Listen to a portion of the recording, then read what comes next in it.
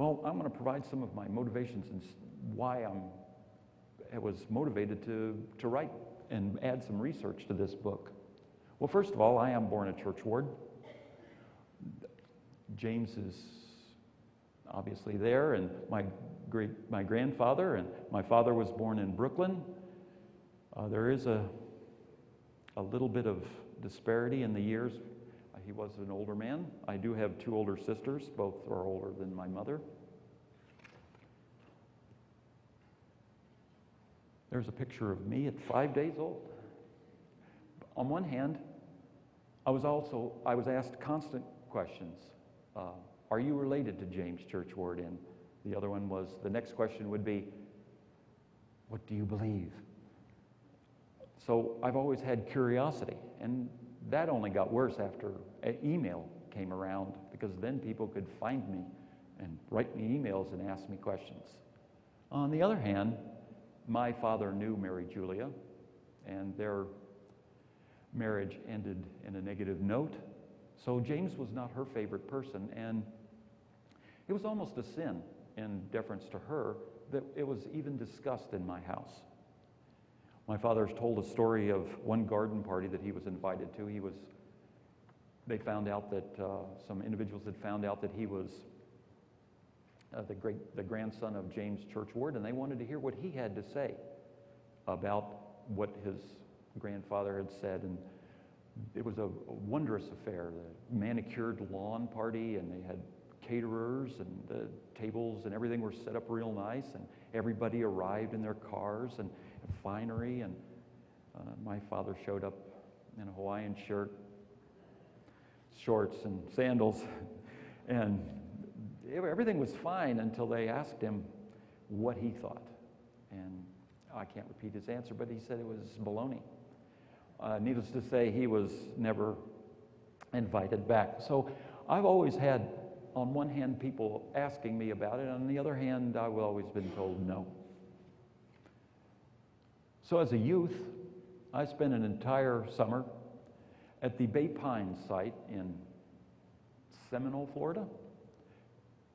I learned how to excavate, learned all the basics, and then I became a Boy Scout and earned my Eagle Badge. I learned a healthy respect for the outdoors and the workings of nature. As an adult, I spent 6 years in the United States Navy. I was stationed in Iceland and Bermuda, got to do a bit of exploring in some of the fun places.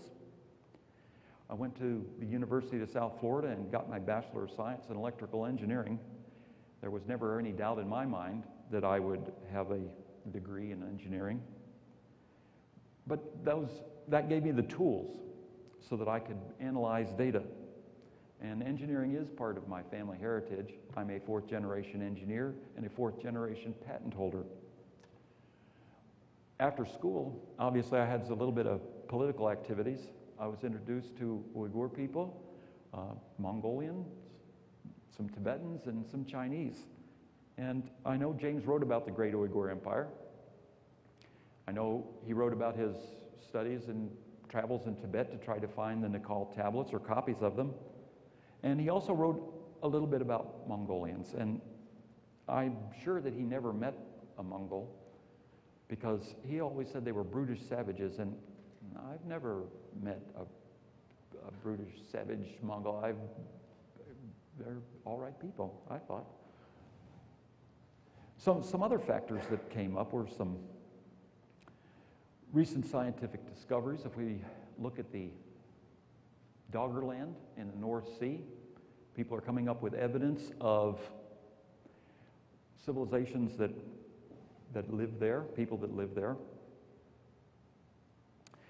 There's also, in the 1931 Children of Mu, James brought up that he saw, while he was traveling by ship, some sunken, just something under the sea. He said there's got to be cities down there. And in January 2010, it was announced in the Indian press that they found the mythological city of Dwarka in the same area. Windover, Florida, the Windover Bog. James wrote that savagery did not exist until after Mu sank. Everybody was happy and healthy. They found 69 bodies there. Each of them still had the brain material because it was in a tannic acid-filled bog. And they were able to obtain DNA. Well, the DNA didn't match any DNA that they'd found previously. But that wasn't the amazing part of it. The amazing part is that they found a teenager with spina bifida. How could you not say that that is possible, that there was no savagery there? Is it evidence of a colony of Mu? I don't know, but Göbekli Tepe is a site that was recently discovered in Turkey. It's an 11,000-year-old temple complex of megaliths, and supposedly before civilization was ever found. I've also been privy to witness some unique phenomena. I'm not going to go into details about it, but I've watched a person reach into a fire and pull out a burning log. I've watched a person reach into a 350-degree oven and take the pan out and put it on the counter with the food cooked right on top of it. I've also watched them move enormous boulders. I'm not going to disclose any facts, any further details about it, but that's what I saw. And another thing is that I also have some original source material. I have a copy of the James original biography, typewritten, and I was also lucky enough to be able to purchase some of James' scrapbooks, which some of these pictures came from his scrapbooks. So if I can quickly summarize, it can't all be rejected because some of it points to it that James was right. So what is right? And before I'm able to answer that question, I have to look through the information and determine it myself. Also, James is used in inoffensive entertainment and as a reference. I don't have any problems with that. But sometimes they're twisted and dishonest interpretations of his work that, how can they say those things? And I want to stand up and shout them down. Quietly, of course. And it almost seems like there's predetermined circumstances that keep leading me to this investigation, to my research. The people that I met in my political activities are affiliated in James' books. The factors that I've seen, it's just all pointing to it. And also the James' underlying message that there was no savagery before, that we are all from the same planet, we all come from the same place, and that we can return there. So how can we reject that? And especially today, when there's terrorism and people doing all kinds of mean things to their fellow human beings. So now I'd like to spend a few minutes talking about lifting the veil on the lost continent of Mu, motherland of men. This will be the definitive edition of the 1926 book. Contained therein is the complete original book. This was James' first book on Mu, and it covers an amazing range of material. So I'm going to attempt to give a very short synopsis. There was a continent of Mu that sunk 12 to 14,000 years ago. The Nakal Brotherhood were the keepers of the sacred inspired writings of Mu. And that cataclysm sunk Mu, Atlantis, and destroyed the great Uyghur Empire. And that James wrote about the discovery of those tablets. On chapter 1, page 1, James states that the Garden of Eden was Mu, that there were 64 million inhabitants, that the civilization was 50,000 years old, and that it was superior to the early 19th century civilization. So essentially the first 7 chapters of the book provide evidence of Mu. Chapters 8 and 9, he discusses symbols and what he's learned from his discoveries of the Nakal tablets and translating them. Chapters 10 through 12. 10 is on American discoveries. 11 is on Yucatan discoveries. And chapter 12 is on Central America, the information there. Chapter 13, he discusses the geography which caused Mu to sink. Chapter 14, he discusses the origin of savagery and how there was no savagery before. 15 is on ancient religious conceptions and what he felt about them, and ancient secret mysteries and how the rites and the ceremonies are used to bring enlightenment, to bring that moment, the aha moment to people. And in chapter 17, the coping stone. He called it Omega, the coping stone, the end of his book. He provided evidence that there's a divine spark that sets people apart, that allow people to grow and advance in their consciousness.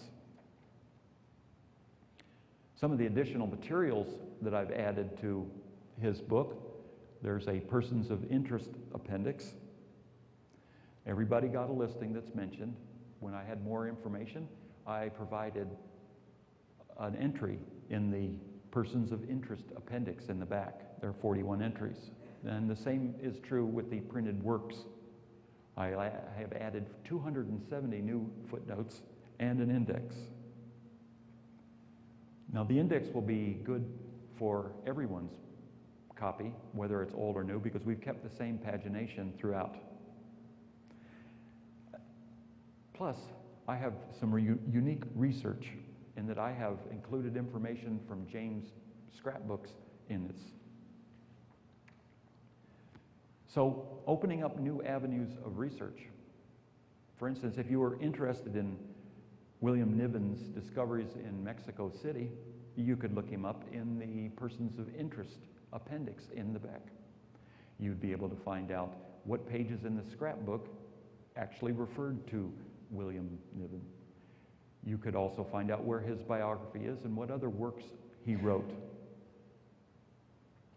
For instance, I have the entire copy from James' scrapbook of buried cities of Mexico City.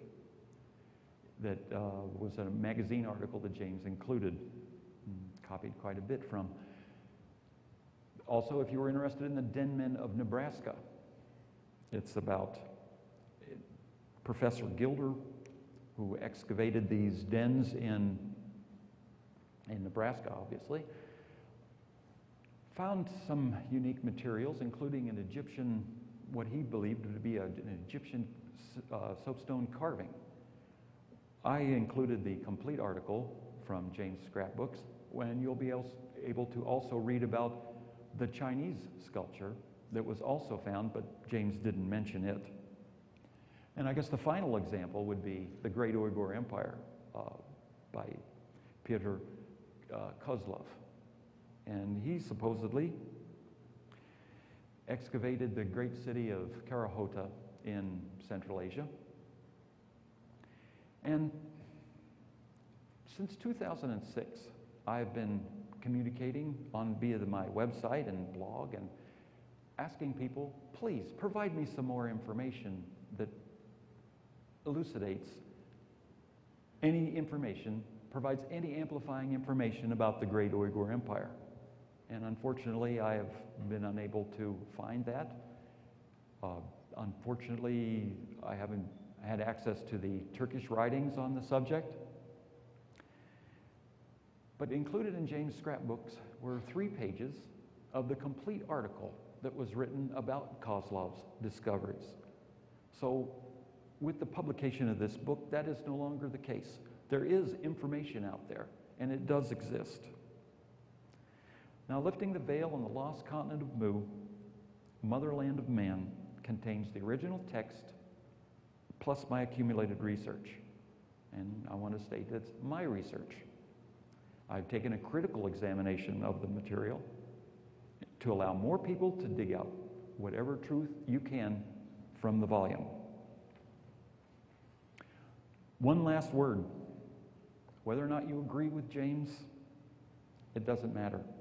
I think we can all agree that his realization brought out in chapter 17 that all human beings have a spark of the divine is meaningful and relevant.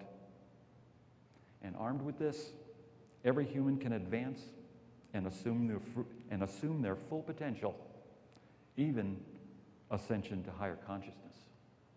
Thank you.